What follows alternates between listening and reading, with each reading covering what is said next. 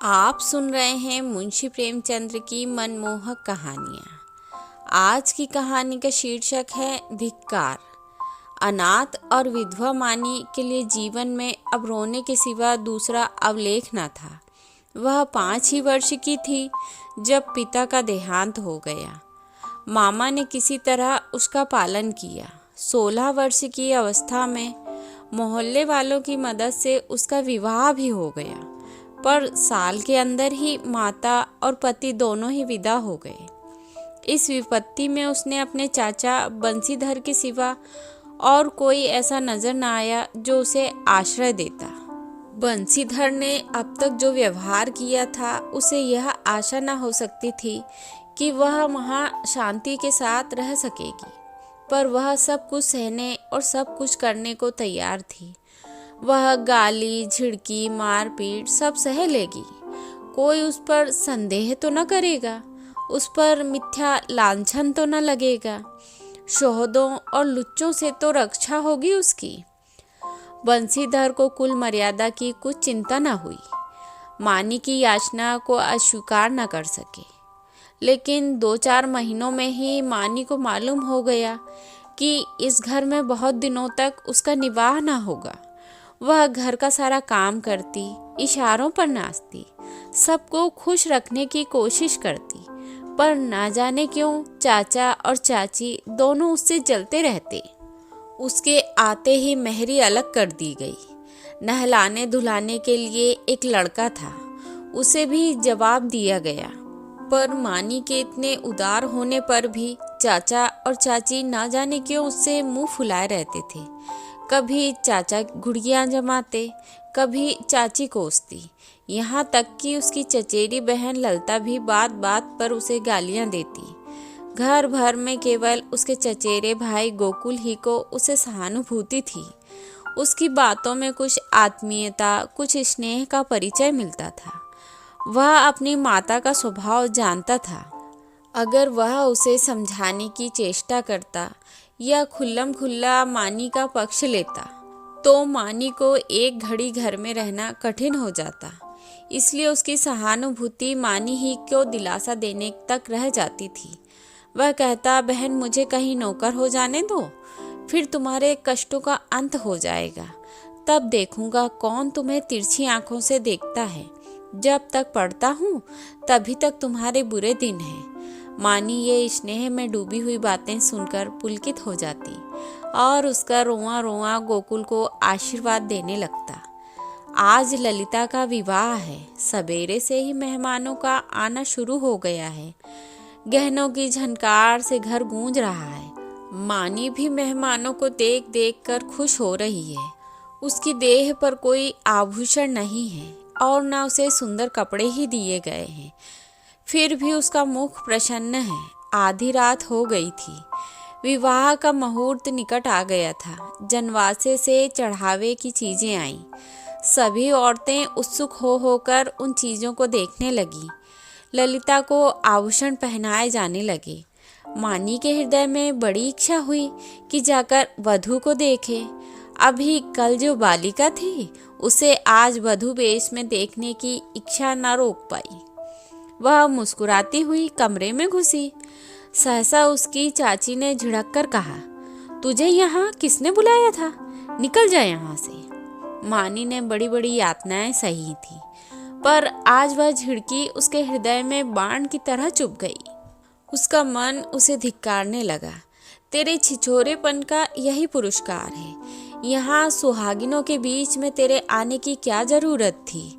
वह खिसियाई हुई कमरे से निकली और एकांत में बैठकर रोने के लिए ऊपर जाने लगी। सहसा जीने पर उसकी इंद्रनाथ से मुठभेड़ हो गई।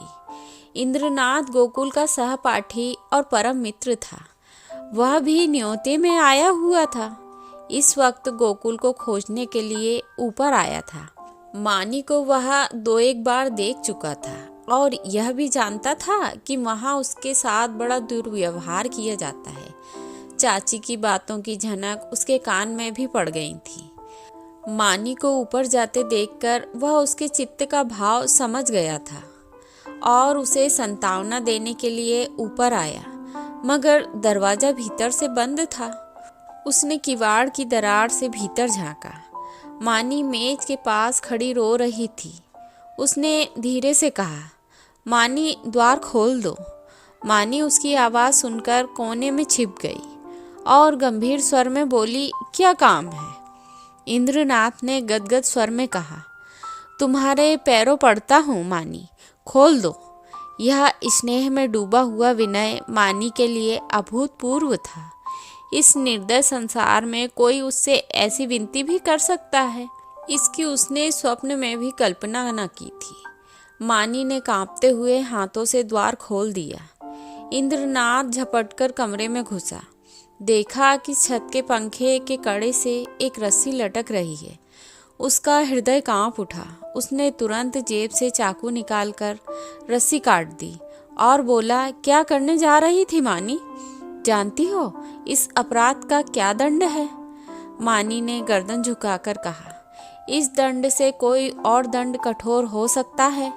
जिसकी सूरत से लोगों को घृणा हो, उसे मरने पर भी अगर कठोर दंड दिया जाए तो मैं यही कहूँगी कि ईश्वर के दरबार में न्याय का नाम भी नहीं है। तुम मेरी दशा का अनुभव नहीं कर सकते। इंद्रनाथ की आंखें सजल हो गईं। मानी की बातों में कितना कठोर सत्य भरा हुआ था। बोला, सदा यह दिन नहीं रहेंगे मानी। अगर तुम यह समझ रही हो कि संसार में तुम्हारा कोई नहीं है तो यह तुम्हारा भ्रम है। संसार में कम से कम एक मनुष्य ऐसा है जिसे तुम्हारे प्राण अपने प्राणों से भी प्यारे हैं। सहसा गोकुल आता हुआ दिखाई दिया। मानी कमरे से निकल गई। इंद्रनाथ के शब्दों ने उसके मन में एक तूफान सा उठा दिया था। उसका क्या आशय है यह उसको समझ में ना आया। फिर भी आज उसे अपना जीवन सार्थक मालूम हो रहा था। उसके अंधकारमय जीवन में एक प्रकाश उदय हो गया था। इंद्रनाथ को वहां बैठे और मानी को कमरे से जाते देखकर गोकुल कुछ खटक गया। उसकी त्योरियां बदल गईं। कठोर स्वर में बोला, तुम यहाँ कब आए? इंद्रनाथ ने अविचलित भाव से कहा, तुम्ही को खोजता हुआ यहाँ आया था। तुम यहाँ न मिले तो नीचे लौटा जा रहा था।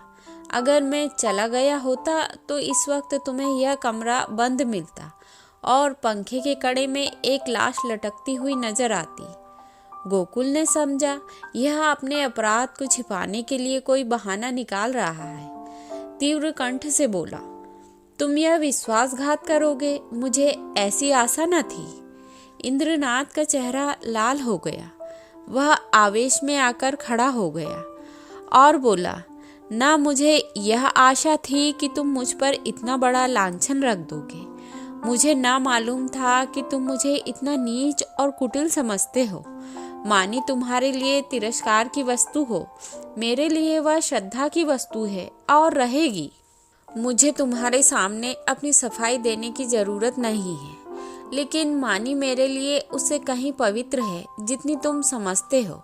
मैं नहीं चाहता था कि इस वक्त तुमसे ये बात कहूँ।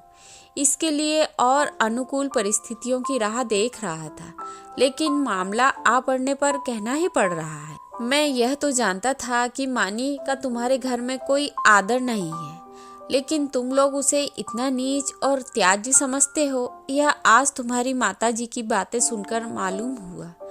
केवल इतनी सी बात के लिए वह चढ़ावे के गहने देखने चली गई थी। तुम्हारी माता ने उसे इस बुरी तरह झिड़का जैसे कोई कुत्ते को भी न झिड़केगा। तुम कहोगे इसमें मैं क्या करूं? मैं कर ही क्या सकता हूं? जिस घर में एक अनाथ स्त्री पर इतना अत्याचार हो, उस घर का पानी पीना भी हराम है। अगर तुमने अपनी माता को पहले ही दिन समझा दिया होता तो आज यह नौबत ना आती। तुम इस इल्जाम से नहीं बच सकते। तुम्हारे घर में आज विवाह का उत्सव है। मैं तुम्हारे माता पिता से कुछ बातचीत नहीं कर सकता, लेकिन तुमसे कहने में कोई संकोच नहीं है। मैं मानी को अपनी जीवन सहचरी बनाकर अपने को धन्य समझूंगा। मैंने समझा था अपना कोई ठिकाना करके तब यह प्रस्ताव करूंगा, पर मुझे भय है कि और विलंब करने में शायद मानी से हाथ धोना पड़े। इसलिए तुम्हें और तुम्हारे घर वालों को चिंता से मुक्त करने के लिए मैं आज ही यह प्रस्ताव किए देता हूँ। गोकुल के हृदय में इंद्रनाथ के प्रति ऐसी श्रद्धा कभी न हुई थी। उस पर ऐसा संदेह करके वह बहुत लज्जित हुआ। उसने यह अनुभव भी किया कि माता के भय से मैं मानी के विषय में तटस्थ रहकर कायरता का दोषी हुआ हूँ। यह केवल कायरता थी और कुछ नहीं। कुछ झेंपता हुआ बोला, अगर अम्मा ने मानी को इस बात पर झिड़का तो यह उनकी मूर्खता है। मैं उनसे अवसर मिलते ही पूछूंगा। इंद्रनाथ, अब पूछने पाछने का समय निकल गया है। मैं चाहता हूँ कि तुम मानी से इस विषय में सलाह करके मुझे बतला दो।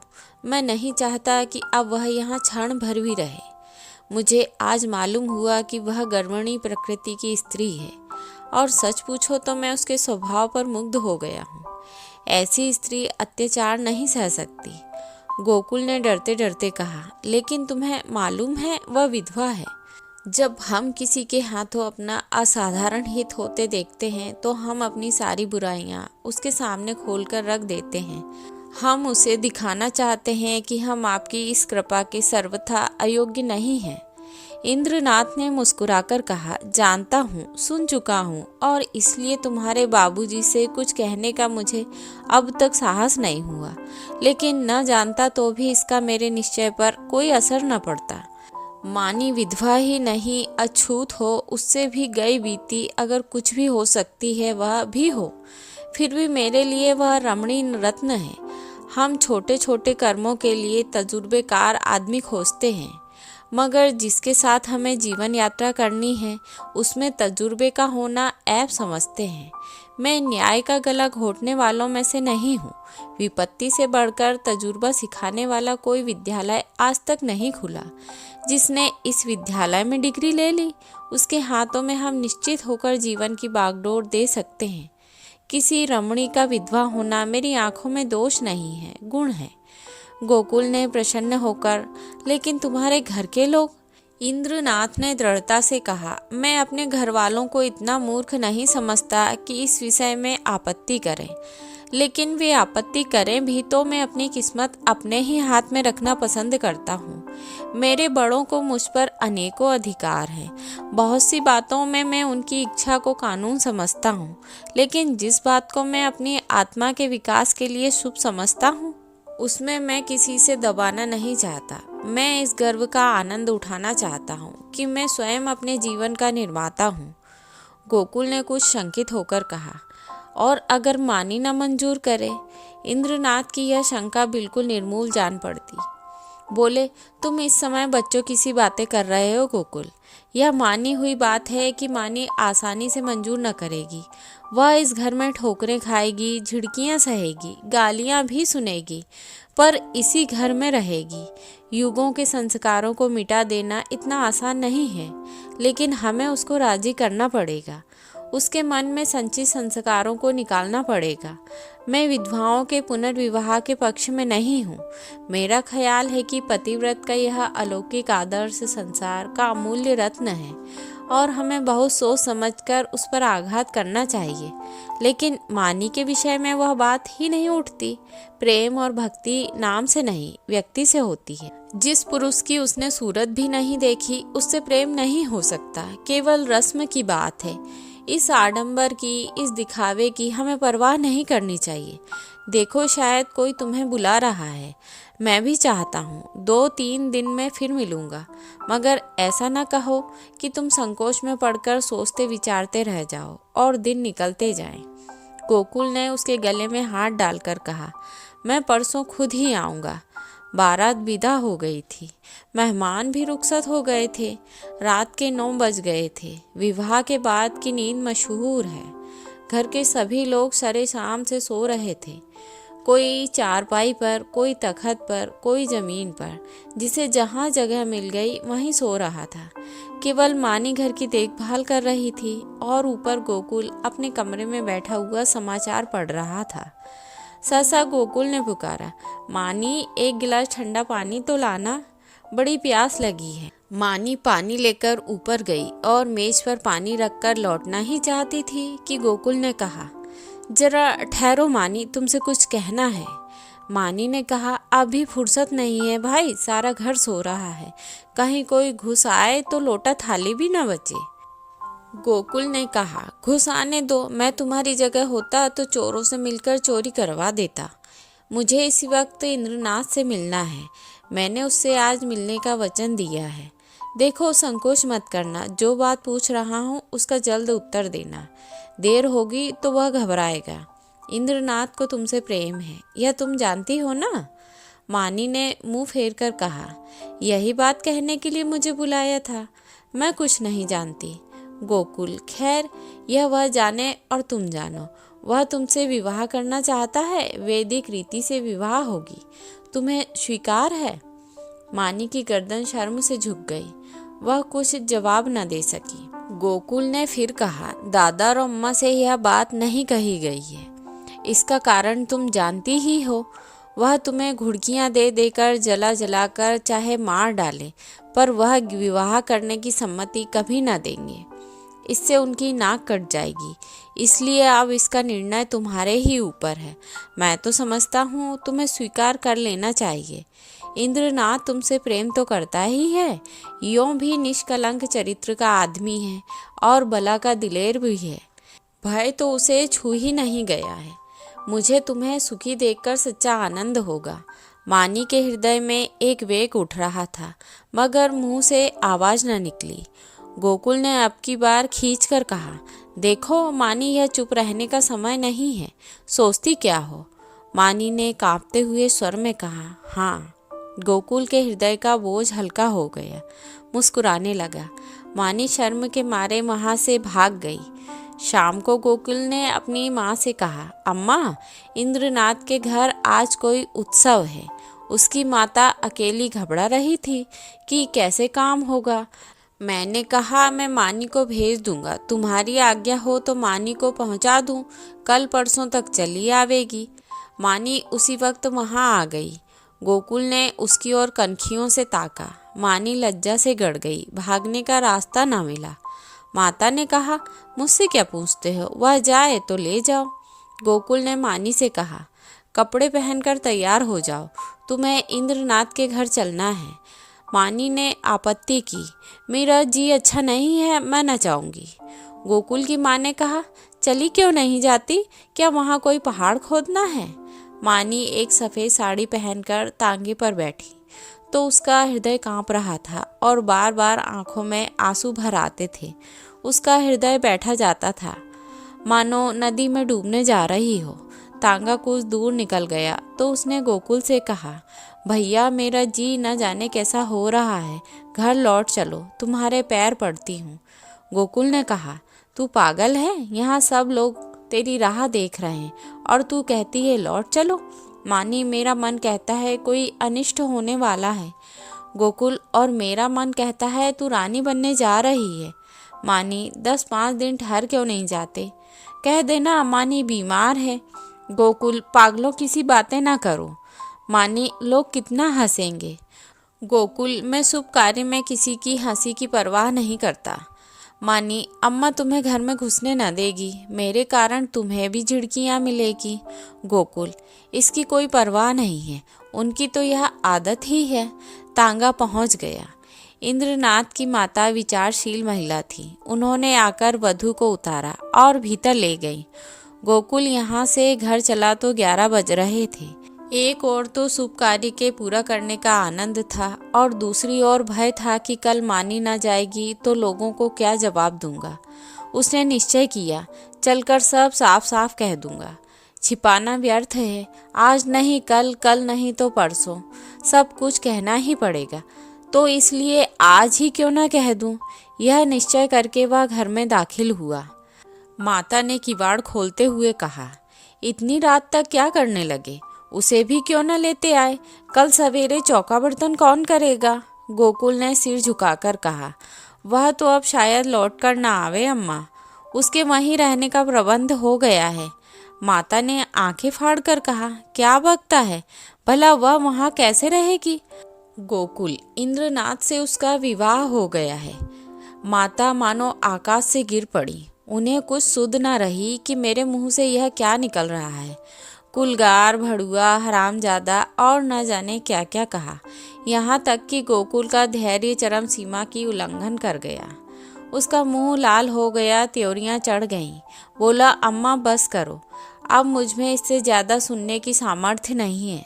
अगर मैंने कोई अनुचित कर्म किया होता तो आपकी जूतियां खाकर भी सिर न उठाता, मगर मैंने कोई अनुचित कर्म नहीं किया है।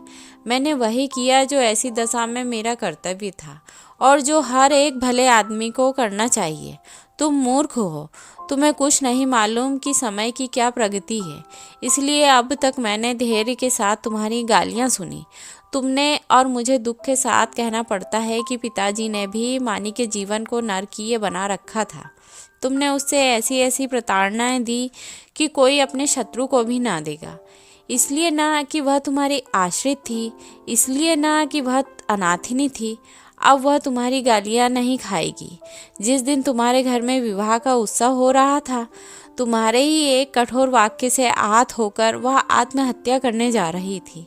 इंद्रनाथ उस समय न ऊपर पहुंच जाते तो आज हम, तुम और सारा घर हवालात में बैठे होते।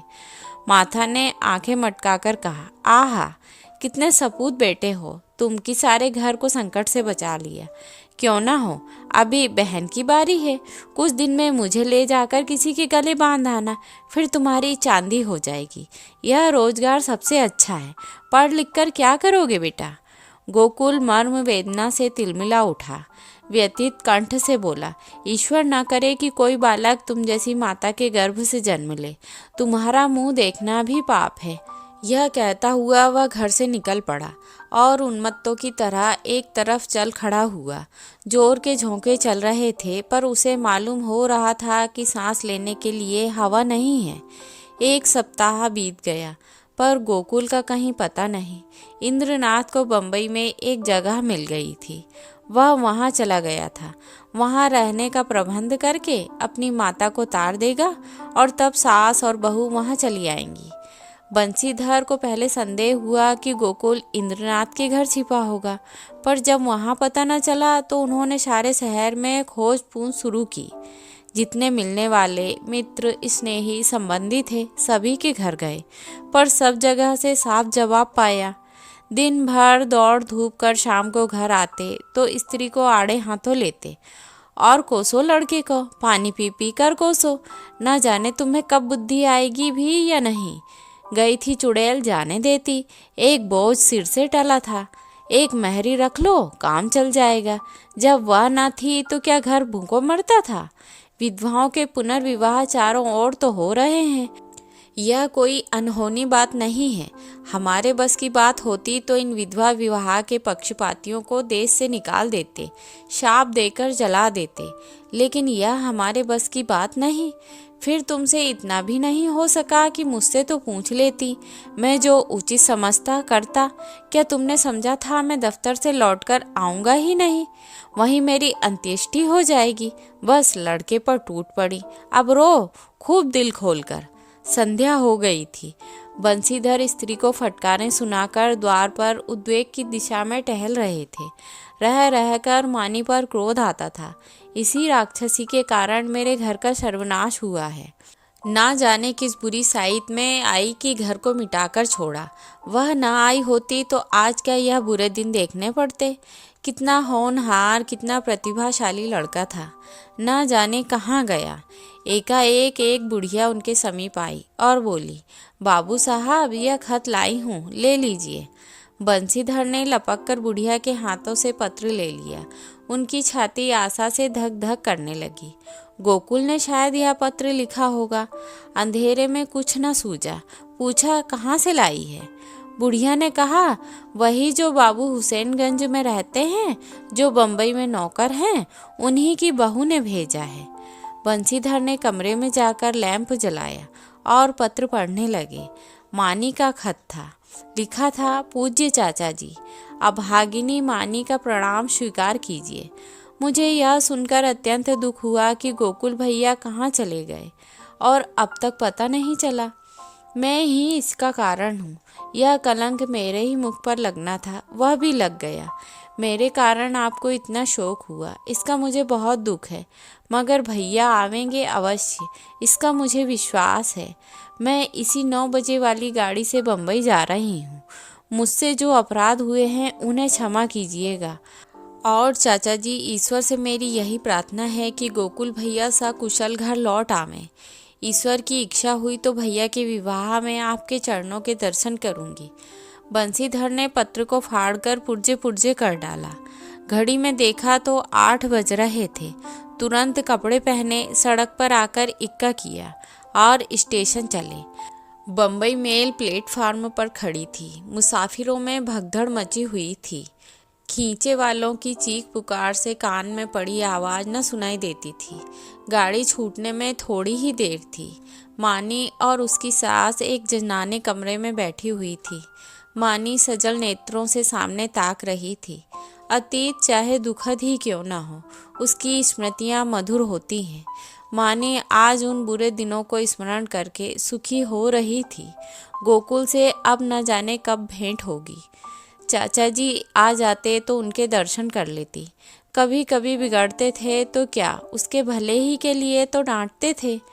वह आवेंगे नहीं, अब तो गाड़ी छूटने में थोड़ी ही देर है। कैसे आवें, समाज में हलचल न मच जाएगी। भगवान की इच्छा होगी तो जब यहाँ आऊँगी तो ज़रूर उनके दर्शन करूँगी। एकाएक उसने लाला बंसीधर को आते देखा। वह गाड़ी से निकलकर बाहर खड़ी हो गई और चाचा जी की ओर बढ़ी। उनके चरणों पर गिरना ही चाहती थी कि वह पीछे हट गए और आंखें निकालकर बोले, मुझे मत छू, दूर रह अभागिनी कहीं की।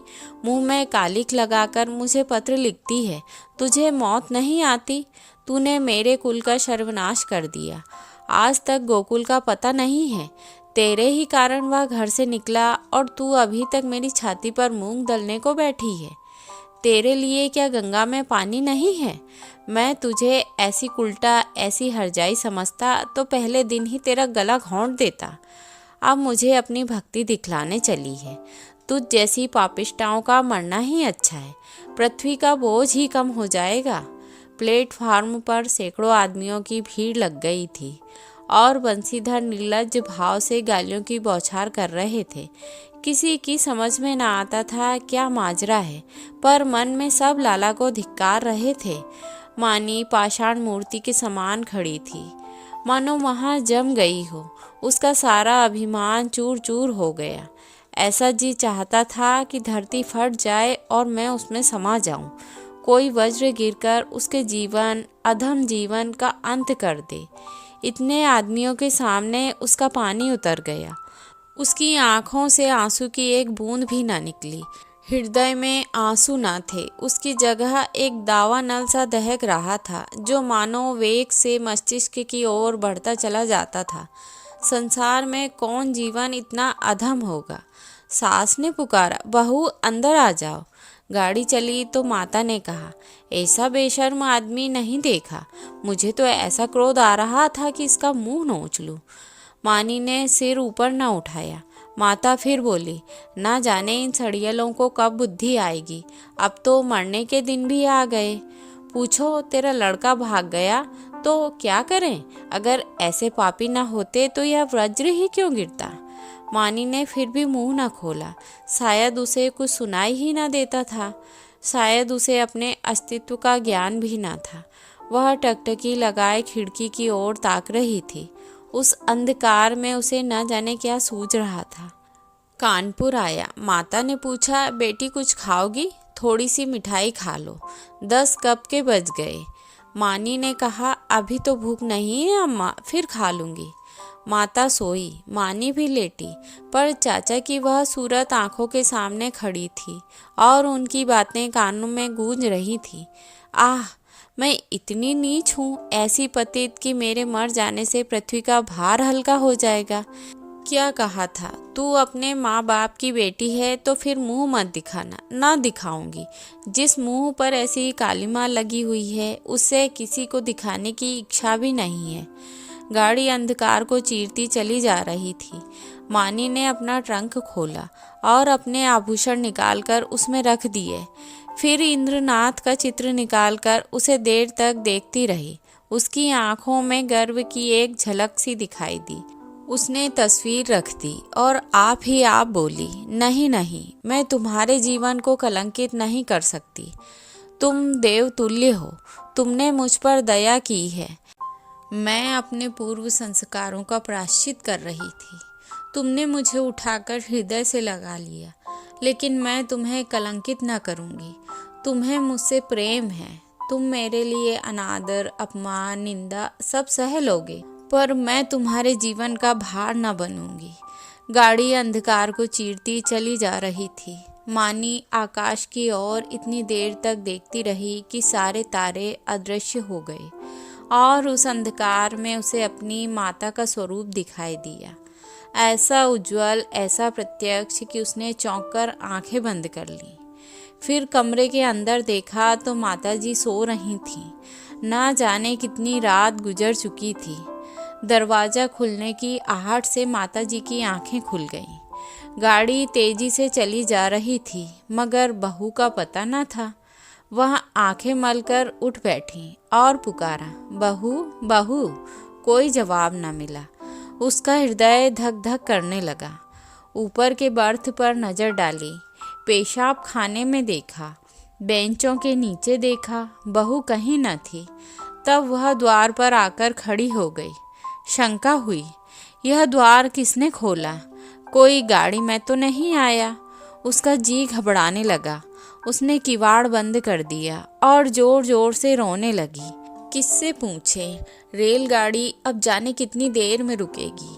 कहती थी बहू, मर्दानी गाड़ी में बैठ। मेरा कहना ना माना। कहने लगी, अम्मा जी, आपको सोने में तकलीफ होगी, यही आराम दे गई। सहसा उसे खतरे की जंजीर की याद आई। उसने जोर जोर से कई बार जंजीर खींची। कई मिनट के बाद गाड़ी रुकी। गार्ड आया। पड़ोस के कमरे से 2-4 आदमी और भी आए।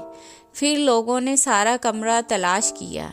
नीचे तख्ते को ध्यान से देखा। रक्त का कोई चिन्ह न था। असबाब की जांच की। बिस्तर, संदूक, संदूकची, बर्तन सब मौजूद थे। ताले भी सबके बंद थे। कोई चीज़ भी गायब न थी। अगर बाहर से कोई आदमी आता तो चलती गाड़ी से जाता कहाँ? एक स्त्री को लेकर गाड़ी से कूद जाना असंभव था। सब लोग इन लक्षणों से इसी नतीजे पर पहुँचे कि मानी द्वार खोलकर बाहर झांकने लगी होगी और मुठिया हाथ से छूट जाने के कारण गिर पड़ी होगी। गार्ड भला आदमी था। उसने नीचे उतरकर 1 मील तक सड़क के दोनों तरफ तलाश किया। मानी का कोई निशान ना मिला। रात को इससे ज़्यादा और किया क्या जा सकता था? माताजी को कुछ लोग आग्रहपूर्वक एक मर्दाने डब्बे में ले गए। यह निश्चय हुआ कि माताजी अगले स्टेशन पर उतर जाएं और सवेरे इधर उधर दूर तक देखभाल की जाए। माताजी कभी इसका मुंह देखती, कभी उसका मुंह। उनकी याचना से भरी हुई आंखें मानो सबसे कह रही थीं, कोई मेरी बच्ची को खोज क्यों नहीं लाता। हाय, अभी तो बेचारी की चुंदरी भी मैली नहीं हुई है। कैसे कैसे साधों और अरमानों से भरी पति के पास जा रही थी। कोई उस दुष्ट बंसीधर से जाकर कहता क्यों नहीं, लो तेरी मनोअभिलाषा पूरी हो गई। जो तू चाहता था वह पूरा हो गया। क्या अब भी तेरी छाती नहीं जुड़ाती? वृद्धा बैठी रो रही थी और गाड़ी अंधकार को चीरती चली जाती थी। रविवार का दिन था। संध्या समय इंद्रनाथ 2-3 मित्रों के साथ अपने घर की छत पर बैठा हुआ था। आपस में हास परिहास हो रहा था। मानी का आगमन इस परिहास का विषय था। एक मित्र बोले, क्यों इंद्र, तुमने तो वैवाहिक जीवन का कुछ अनुभव किया है, हमें क्या सलाह देते हो? बनावे कहीं घोंसला या यूं ही डालियों पर बैठे बैठे दिन काटें? पत्र पत्रिकाओं को देखकर तो यही मालूम होता है कि वैवाहिक जीवन और नरक में कुछ थोड़ा ही सा अंतर है। इंद्रनाथ ने मुस्कुराकर कहा, यह तो तकदीर का खेल है भाई, 16 आना तकदीर का। अगर एक दशा में वैवाहिक जीवन नरक तुल्य है तो दूसरी दशा में स्वर्ग से कम नहीं है। दूसरे मित्र बोले, इतनी आज़ादी तो भला क्या रहेगी? इंद्रनाथ, इतनी क्या? इसकी शतांश भी ना रहेगी। अगर तुम रोज सिनेमा देखकर 12 बजे घर लौटना चाहते हो, 9 बजे सोकर उठना चाहते हो और दफ्तर से 4 बजे लौटकर ताश खेलना चाहते हो, तो तुम्हें विवाह करने से कोई सुख ना होगा। और जो हर महीने सूट बनवाते हो, तब शायद साल भर में भी ना बनवा सको। श्रीमती जी तो आज रात की गाड़ी से आ रही हैं।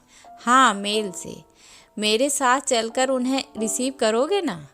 यह भी पूछने की बात है, अब घर कौन जाता है, मगर कल दावत खिलानी पड़ेगी। सहसा तार के चपरासी ने आकर इंद्रनाथ के हाथ में तार का लिफाफा रख दिया। इंद्रनाथ का चेहरा खिल उठा, झट से तार को खोलकर पढ़ने लगा। एक बार पढ़ते ही उसका हृदय धक से हो गया, सांस रुक गई, सिर घूमने लगा, आंखों की रोशनी लुप्त हो गई, जैसे विश्व पर काला पर्दा पड़ गया हो। उसने तार को मित्रों के सामने फेंक दिया और दोनों हाथों से मुंह ढांककर फूट फूट कर रोने लगा। दोनों मित्रों ने घबराकर तार उठा लिया और उसे पढ़ते ही हतबुद्धि से ही दीवार की ओर ताकने लगी। क्या सोच रहे थे और क्या हो गया?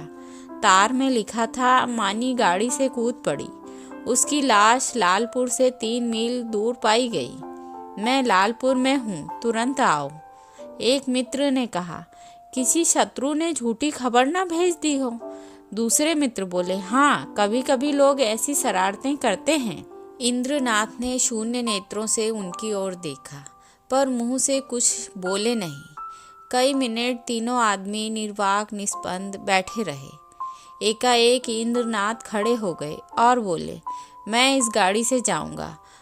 बम्बई से 9 बजे रात को गाड़ी छूटती है। दोनों मित्रों ने चटपट बिस्तर आदि बांधकर तैयार कर दिया। एक ने बिस्तर उठाया, दूसरे ने ट्रंक उठाया। इंद्रनाथ ने चटपट कपड़े पहने और स्टेशन चले। निराशा आगे थी और आशा रोती हुई पीछे थी। 1 सप्ताह गुजर गया था। लाला बंसीधर दफ्तर से आकर द्वार पर बैठे ही थे कि इंद्रनाथ ने आकर प्रणाम किया। बंसीधर उसे देखकर चौंक पड़े। उसके अनपेक्षित आगमन पर नहीं, उसकी विकृत दशा पर मानो वीतराग शोक सामने खड़ा हो, मानो कोई हृदय से निकली हुई आह मूर्तिमान हो गई हो। बंसीधर ने पूछा, तुम तो बम्बई चले गए थे ना? इंद्रनाथ ने जवाब दिया, जी हाँ, आज ही आया हूँ। बंसीधर ने तीखे स्वर में कहा, गोकुल को तो तुम ले बीते। इंद्रनाथ ने अपने अंगूठे की ओर ताकते हुए कहा, वह मेरे घर पर है। बंसीधर के उदास मुख पर हर्ष का प्रकाश दौड़ गया। बोले, तो यहाँ क्यों नहीं आए? तुमसे कहा उसकी भेंट हुई। क्या बम्बई चला गया था? जी नहीं, कल मैं गाड़ी से उतरा तो स्टेशन पर मिल गए। तो जाकर लिवा लाओ ना। जो किया अच्छा किया, यह कहते हुए वह घर में दौड़े। एक क्षण में गोकुल की माता ने उसे अंदर बुलाया। वह अंदर गया तो माता ने उसे सिर से पांव तक देखा। तुम बीमार थे क्या भैया? चेहरा क्यों इतना उतरा हुआ है? इंद्रनाथ ने कुछ उत्तर न दिया। गोकुल की माता ने लोटे का पानी रखकर कहा, हाथ मुंह धो डालो बेटा, गोकुल है तो अच्छी तरह ना? कहाँ रहा इतने दिन? तब से सैकड़ों मन्नतें मना डाली, आया क्यों नहीं?